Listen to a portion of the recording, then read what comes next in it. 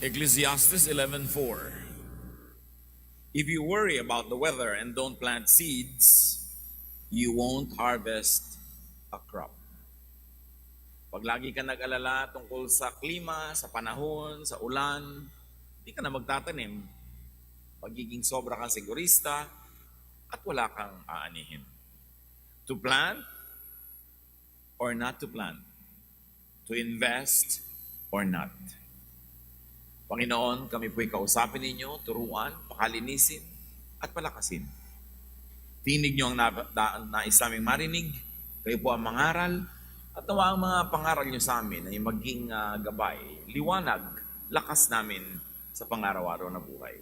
Father, we seek you, we ask you to speak to your people and hold us by the hand. Take us to a higher level of understanding. In the name of Jesus, your Son, we pray with thanksgiving. To invest or not. Naitanong nyo na ba sa sarili nyo kung minsan yan, mag-i-invest ba ako sa ganitong negosyo o hindi? At ano nangyari sa buhay nyo kung kayo nag-invest o kung hindi? Mag-i-invest ba ako ng panahon, ng oras sa taong ito o hindi? Mag-i-invest ba ako sa aking project, sa aking self-improvement project o ano man? We have to make decisions all the time if we're going to invest or not. Noong panahon ng propeta na maraming mga himalang nagaganap, ay nanalangin siya na huwag umulan dahil ang lupain ay masyadong maraming kasalanan. At hindi nga umulan at ang naging bunga, tagtuyot, taggutom.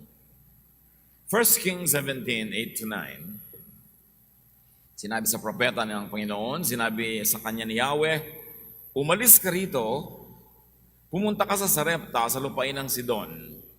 May inutusan akong isang byuda na magpapakain sa iyo doon. There was drought, there was famine. Pagkatapos, ang magpapakain pa sa propetang ito, isang babaeng walang asawa, isang widow, who was obviously financially and socially weak. And Sidon was outside of Israel. The people there were Gentiles. So maraming kababalaghan ay tinuturo si Yahweh sa propeta. Sinasabi niya, ang magpapakain sa iyo ay isang biyudang babae at hindi siya Israelita, siya ay isang hentil. Isa siyang tagalabas ng Israel. 1 Kings 17:10-11. Pumunta nga siya roon at nang papasok na siya sa pintuan ng lungsod, nakita niya ang byuda na namumulot ng panggatong. Sinabi niya sa babae, maaari po bang makiinom?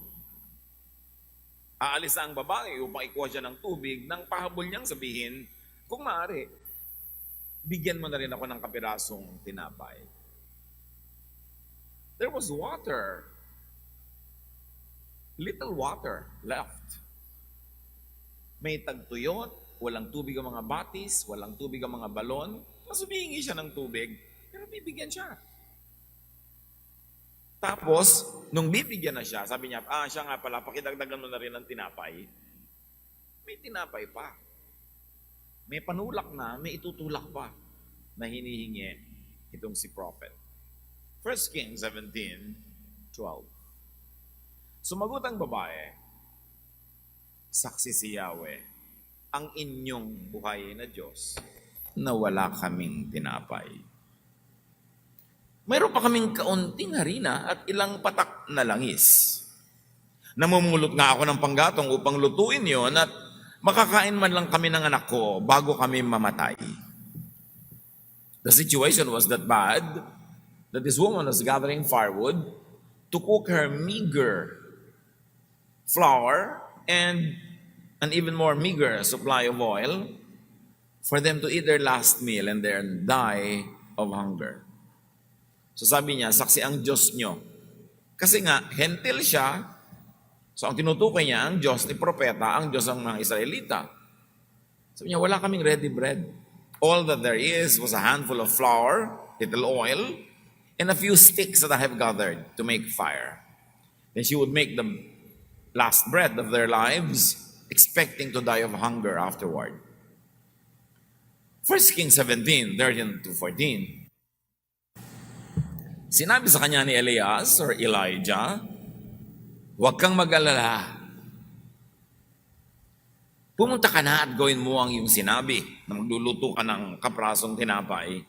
Ngunit ipagluto mo muna ako ng isang maliit na tinapay at pagkatapos magluto ka ng para sa inyong mag-ina.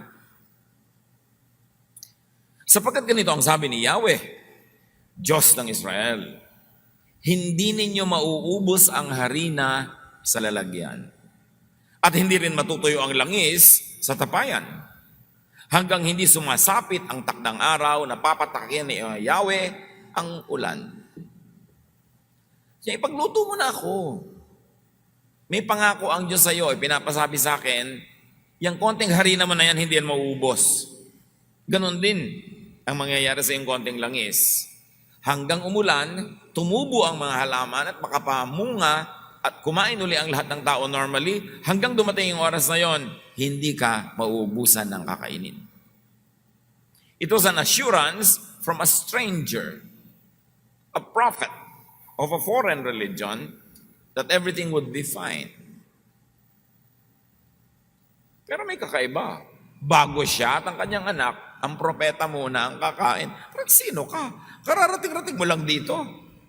Foreigner ka pa, nakikiinom ka na nga, ihingi ka pa ng tinapay, tapos uunahin ka pa. Paano kung maubos na sa pagluluto lang para sa'yo? Dahil konti na nga. Paano naman kami?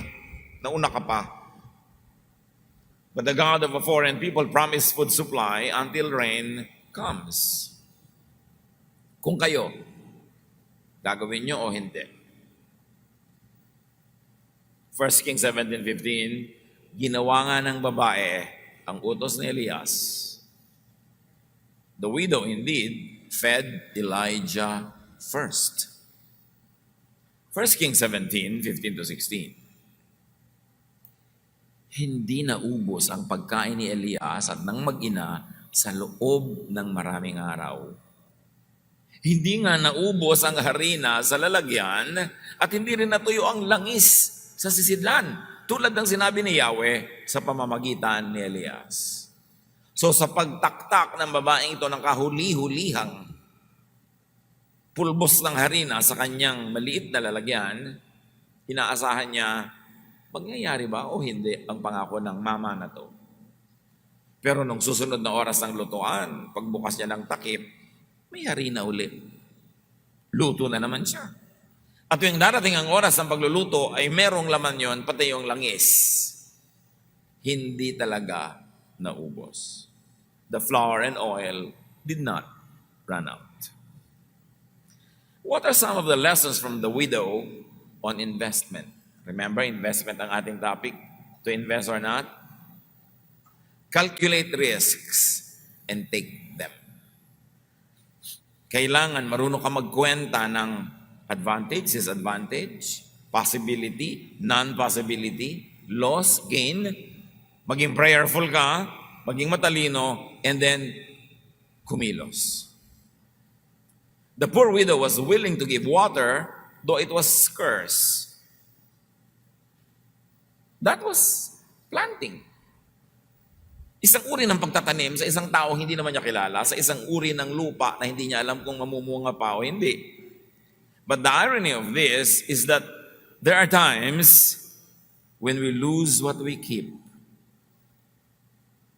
and we gain what we are willing to lose. Yun ang isang prinsipyo ng investment, ng pamumuhunan. At may mga panahon na kung ano yung ibinibigay mo, siyang bumabalik sa iyo. At kung ano yung ipinagkakait mo sa iba at buong kasakiman mong sinasarili, yun ang nawawala. Maraming ganong kabalintunaan ang buhay. Another irony is that when there are times when we receive what we give away. That if you are discerning, you give away what you want to keep. Because there are times when what you selflessly keep is what is taken from you. Luke 6:38, magbigay kayo at kayo'y bibigyan din. Hustong takal, siksik, liglig at umaapaw pa ang ibibigay sa inyo, sapagkat ang panukat na ginagamit ninyo sa iba ay siya rin gagamiting panukat sa inyo. The original context of this is giving forgiveness. Pagpapatawad. Na kung ikaw ay kuripot magpatawad sa kapwa, ay kuripot din magpatawad sa iyo ang Diyos. Kung masagana ka magpatawad, masagana rin ang pagpapatawad na tatanggapin mo. And this very specific idea could be extended to any form of giving of anything. Na kung ano ang ibinibigay mo ay siya mo ring tatanggapin, at kung paano ka tumakal ng ibinibigay, ay ganoon din ang pangtakal na gagamitin sa iyong tatanggapin. Ang tanong, what would the woman gain if she did the usual, like if she kept her capital, her water, her flour, and her oil, for self-preservation? Kung sinabi niya, aba, dapat wise. Konting tubig na lang to, bibigay ko pa. Huling dakot na to ng harina, huling patak na ng langis, ibibigay ko pa. No way, kami muna. Kung ginawa niya yung karaniwan, at yun ang karaniwang gagawin ng marami, ano kaya ang naghihintay sa kanya? Alam niya, certain death. Sabi niya, ibibigay ko ba to? Sabi niya, pagka ginawa ko to, hindi mauubos ang langis ko, ang aking harina. Pag ibinigay ko to at hindi totoo yung sasabihin niya, mamamatay kami mag-ina sa gutom. Pero, pag hindi ko rin naman to ibinigay at kinain namin, mamamatay pa rin kami sa gutom kasi huli na nga to eh. So, umandar ang utak ng babae. Sabi niya, I will take a risk. Kasi kung kakainin namin ito, mamamatay din kami sa gutom. Kung ibinigay ko sa kanya, mamamatay din kami sa gutom. Kung hindi matupad, ang sabi niya, kung matupad, maganda ang posibilidad. What do you miss or lose by doing just the usual sa buhay na ito? Kung ginawa niya ang karaniwan na gagawin, kung pinangandar niya lang niya ang kanyang common sense, hindi niya ibibigay, kakainin niya, pero mamamatay sila. Tayo mga kapatid, sa ating pagiging napaka-practical, sa ating pagiging napaka-selfish, nililimit natin ang possibility to only what is usual, meron na kaya tayong malalaking bagay na na-miss dahil sobra tayong wise? Magandang itanong yan sa ating buhay. What would the woman gain if she did the unusual? Like if she gambled her capital? Sabi niya, mukha naman mabait at saka propeta, obviously. Nagsasabi siya tungkol sa Diyos nila na may pangako. Tataya ba ako dito o hindi? Pag hindi ako tumaya, kakainin namin mag-ina ang food namin, pero mamamatay din kami. Pag tumaya ako dito at natalo, mamamatay kami. Pero paano kung nanalo yung taya ko? Paano kung totoo yung pangako? There was the possibility of having an ending supply and many, many meals. What possibilities await you if you would only take your leap of faith? Anong mga posibilidad na naghihintay sa atin kung tayo'y mananalig at kikilos tayo ayon sa pananalig na yon? Take note that this widow was willing to give water to a stranger. Hindi niya kilala, bibigyan niya ng tubig, konti na lang nga yung tubig. Pero isipin niyo mga kapatid, what would happen had she given it to someone she knew? Kapitbahay nila, kaibigan niya, kamag-anak niya, nakilala niya. Ano mangyayari kung doon niya ibigay yung tubig? Nothing.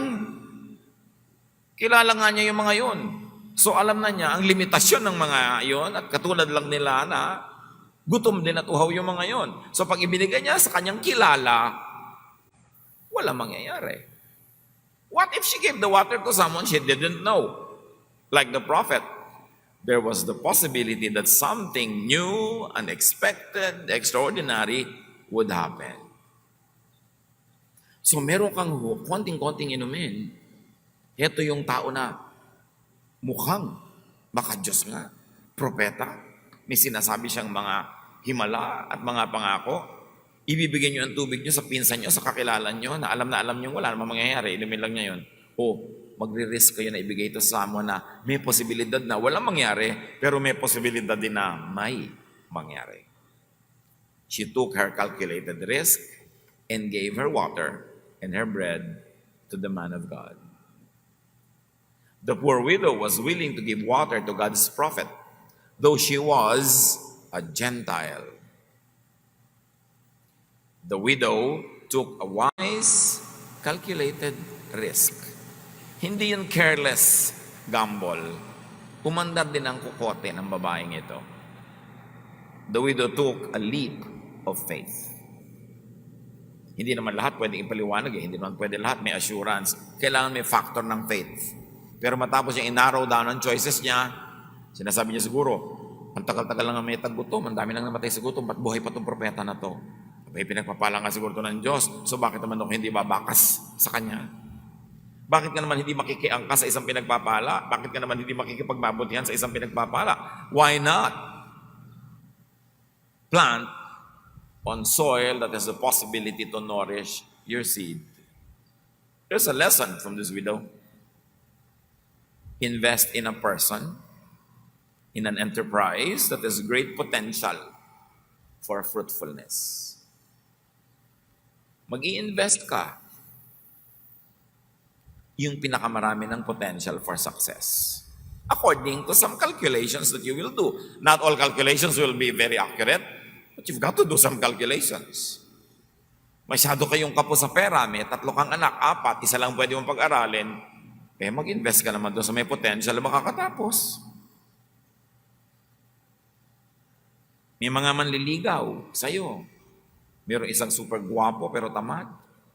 Meron isang super sipag pero di ka gwapohan. Meron namang adik-adik. At meron naman na napakasarap kasama pero walang hanap buhay. Kanino mo i-invest ang buhay mo? Dapat ka mag-isip-isip.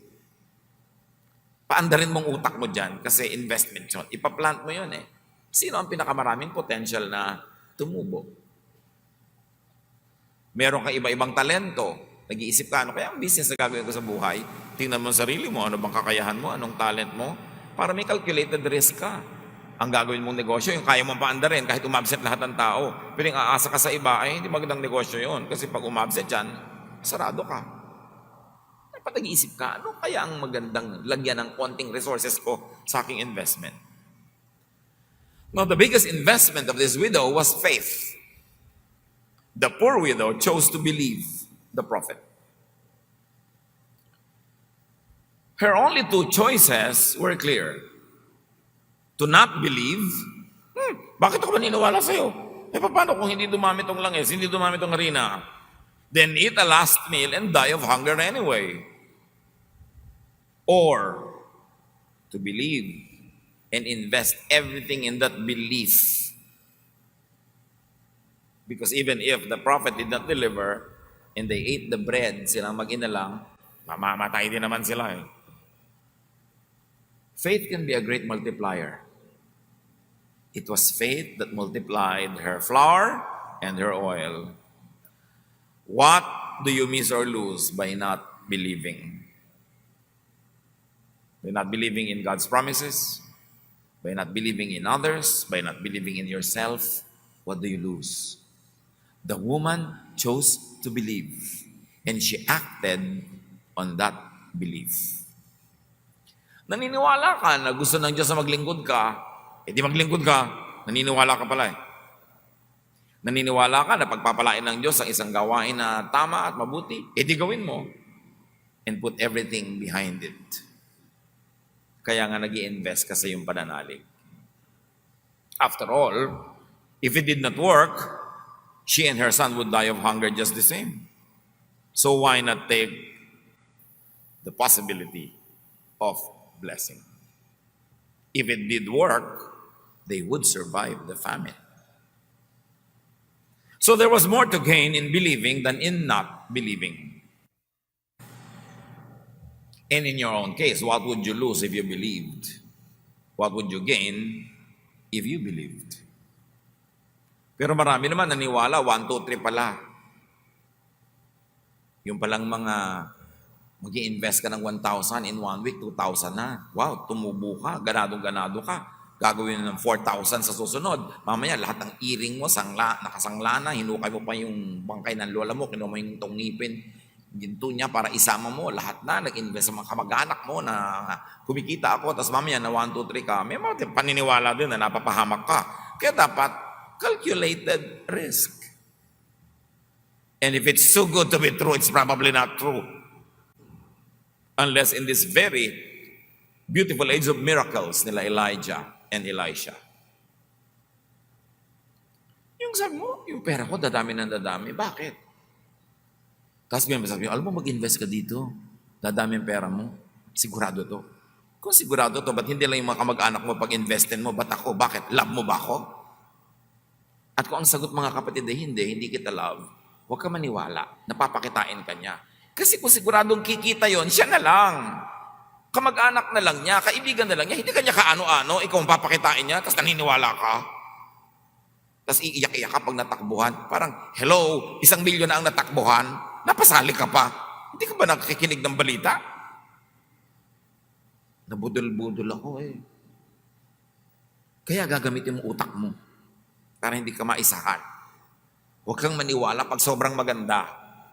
Lalo't yung nagbibigay sa'yo, hindi mo kaano-ano, hindi kanya mahal. Bakit ka naman niya bibigyan ng magandang opportunity? Siyempre, unahin na niya, sarili niyang kamag-anak at kaibigan. Don't believe such promises. This woman almost had nothing to lose. Kaya mas madali sa kanyang pumili ng tamang gawin. Tungkol sa padanalig, sabi nung mga humihingi ng himala kay Jesus, kung may magagawa po kayo, gawin niyo sana sa amin. Mark 9:23, kung may magagawa ako, sabi ni Jesus, mangyayari ang lahat sa sinumang may pananampalataya. Huwag ako ang pag-usapan natin dito na ako ang gagawa ng himala. No. Kung may pananampalataya ka, may mangyayari sa'yo. It's not about me. It's about your faith. Malinaw yan. Laging sinasabi ni Jesus, your faith healed you. Halos sabihin na lang niyang, not me, but your faith. Kasi kung ako lang talaga yung healer at wala nang ibang factor, hindi dapat lahat ng tao dito gumaling. Ba't ikaw lang? Yes, nandun ako sa factor, pero may faith ka na kumpleto yung cycle, kaya may nangyari. Your faith will make it happen. James 1:6-8. Subalit ang humihingi ay dapat magtiwala sa Diyos at huwag mag-alinlangan. Sapagkat ang nag-aalinlangan ay parang alon sa dagat na itinataboy ng hangin kahit saan. Huwag umasang tatanggap ng anuman mula sa Panginoon ng taong pabago-bago ang isip at di alam kung ano talaga ang nais niya. So kailangan buo ang loob, buo ang pananalig para may mangyari sa buhay. Hindi atras-abante, kukuli, nagbabagong loob at paiba-iba ng isip. So let's bring the story back to where we are. What would you invest in faith?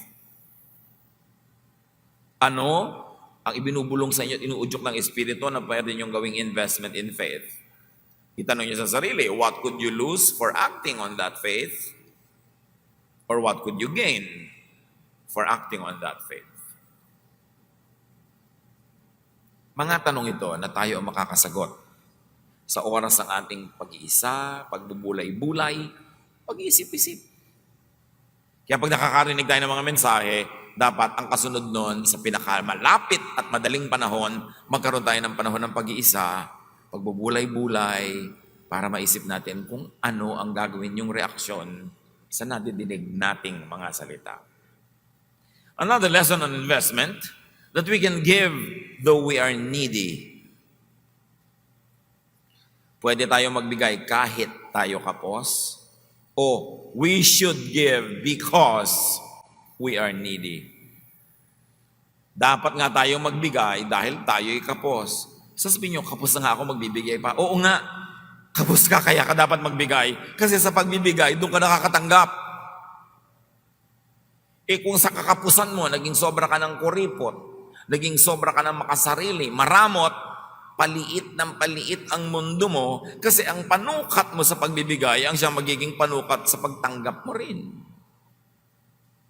Sabi mo, ano? Mahirap ka na, generous ka pa. Hindi ba? Kung paano tayo nagbibigay, doon tayo tatanggap. So, mas mahirap ako, mas generous ako.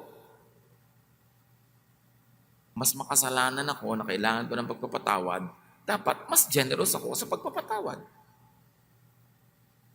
Dapat kung anong gusto kong tanggapin, yun ang aking binibigay. Dahil yun ang batas na itinakda ng Diyos.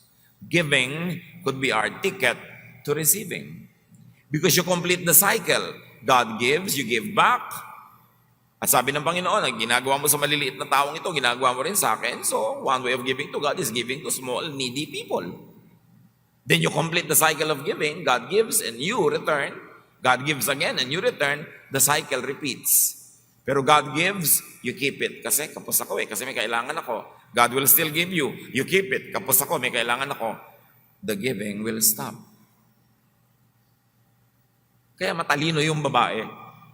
Mamamatay na lang sa gutom, ibinigay pa yung huli niyang pagkain. Kaya hindi siya namatay. Kahit si Jesus, sinasabi niya, those that keep their life will lose it. And those that give their lives will gain it. Proverbs 11:25, a generous person will prosper. Whoever refreshes others will be refreshed. Ang mapagbigay ay lalong yayaman. Ang mapagbigay ay lalong luluwag sa buhay sapagkat yung nagbibigay ng ginhawa sa iba ay pagiginhawahin din. You keep what you give away, you lose what you keep. This is a basic rule of life that is so clear in the Bible. But we should give to the right persons. May babae, hindi naman kahit kanino na lang binigay niya. May tama siyang binibigyan. Giving and investment is not limited to water and bread in the story because that particular can be universalized. Giving and investment could be of time, of attention, of kindness. Marami naman tayong pwede ibigay, hindi lang tinapay, hindi lang inumin. Kung ano ang meron tayo, iyon ang marapat nating ibigay. Huwag niyo ibibigay yung hindi inyo. Wala kayong kapera-pera, tapos gusto yung mamamigay ng pera, hindi dapat pera ang ibigay nyo. Dapat baka panahon, baka paglilingkod, atensyon, pagmamahal. You cannot give what you do not have. So you look into what you have, at yun lang dapat ang ibinibigay mo. Hindi ka dapat sobrang gastador, ginagastos mo, hindi mo pera. Hindi ka dapat sobrang parang Santa Claus sa buong bayan, wala ka naman sariling pera. Don't give what you do not have, because you will have to steal it. But you always have a lot, so much to give. Look into that and give from that. We could give away what we like to receive in life, like attention or love, understanding or help, many more. Maraming lesson ang kwentong ito. At isa dyan that God's work, God's power and favor was not limited to Israelites. Ang dami-daming balo sa Israel, ang pinaghimalaan ng Diyos sa pakainin, itong taga-Sidon, isang Gentile. Faith is not exclusive to Israelites or to the Jewish religion, because even this woman who was not of Israel exercised faith in the God worshipped by many Israelites. Ang kauna-unahang public sermon ni Jesus ay tungkol dyan. Luke 4:25-27. Once during the time of Elijah, there was no rain for 3.5 years. And people everywhere were starving. There were many widows in Israel, but Elijah was sent only to a widow in the town of Zarephath, near the city of Sidon.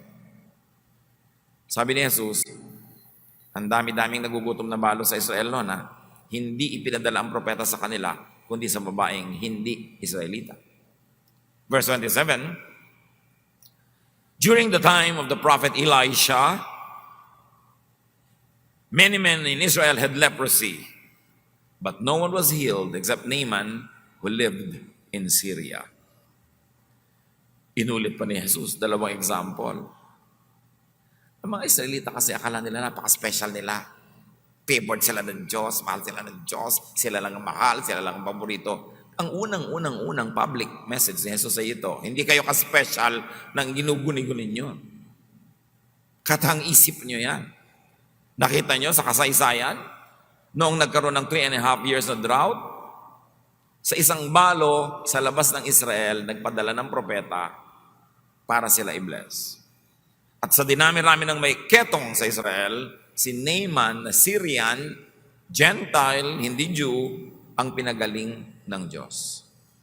The message was not lost on the audience of Jesus. First public message niya, controversial agad, naggalit yung mga tao, kinaladkad siya palabas ng sinagog hanggang sa gilid ng bayan at ihuhulog siya sa bangin right after his first message. And the message was clear. God blesses anyone He blesses, Israelite or non-Israelite. There is no such thing as a special favor for Israel. Naggalit yung mga tao at ang naging ending nun, pinatay siya. That aside, let us refocus on the issue of investment. By making the right investment in the right person at the right time, the widow found and enjoyed God's way. What was God's way of feeding her? When she opened her arms to the needy foreigner prophet, when she gave her water, when she gave her bread to the hungry foreigner prophet, God opened the way for her to be blessed immensely, beyond her expectation, beyond her imagination. Anong klase mga blessing ang naghihintay sa atin mga kapatid if we would act in faith? Invest in faith, in the right person, in the right enterprise, at the right time. Sabi sa Bible, no eye has seen, no ear has heard, no mind has conceived what God has prepared for those who love Him. Get out of the ordinary. Kung ang buhay natin sa ating pananalig ay napaka-ordinary, wala man lang nakikitang himala, invest in something miraculous. Do your calculation. Take calculated risk. Believe in what you believe and act on that belief. Invest in that belief. Para lumabas kayo sa ordinaryo at makaranas tayo ng extraordinary blessings from God. For this widow and her son, the way out of thirst and hunger was to give her water and her bread to the right person. Ang nagpapakain ay pinakakain. Pinakain ng balo ang propeta, pinakain naman siya ng Diyos, pati ng kanyang anak. God works in mysterious ways. What is your need? Ano bang need natin sa buhay? Dahil ba sa need na yon nagiging maramot tayo? Sobrang nagiging makasarili? Isinasara natin ang pinto ng blessing. Lalong sisidhi ang ating pangangailangan kung tayo maramot. Pero kung tayo mapagbigay, maluwag sa ating puso, guided by the Spirit, kung kanino tayo nagbibigay at kung kanino tayo nagiging maluwag sa anumang bagay, sa ating sarili, sa ating kamag-anak, anumang project para sa mga kapuspalad, para sa mga nangangailangan, God will make a way for you. Your way out of your need is God's provision. And sometimes that provision is achieved, is received by giving it away. Dear Lord, teach us. Teach us your way. At sa mga kapatiran, Panginoon, na nagkakaroon ng malaking pagkalito kung anong dapat gawin, show us the way. Sa mga nagigipit, para ang kaharap ay taggutom. Nakaraan na ang maraming taon ng gutom at pagod at hirap, ay parang marami pang darating. Lord, let your way prevail. Let your way open. But first, open our eyes, open our ears, and open our hearts so we can take your way in going to our destination, in solving the needs of everyday life, in surpassing, Lord, and overcoming the many trials and difficulties of daily life. Teach us your way. At sa lahat ng mga kaanak mo narito ngayon, na nakigipit, naku-corner, nahihirapan, let your way be our way out of this misery, of these issues. Sa mga kalituhan, let your way be our way to wisdom, to enlightenment, and to correctness. Mangusap ka po sa amin, Panginoon, sa pamamagitan ng kasaysayan ng babaeng ito who gave nearly everything but received so much from you. Teach us also to protect ourselves from foolishness sa pagtitiwala sa mga maling adhikain, maling tao, maling mga proyekto. Make us wise. But don't allow us, Lord, to be too wise as to not take leaps of faith when such leaps are warranted by your kindness and goodness. So sa lahat ng ito, give us wisdom so we will know when and when not to invest. Kung saan kami magtatanim, saan kami mamumuhunan sa aming buhay.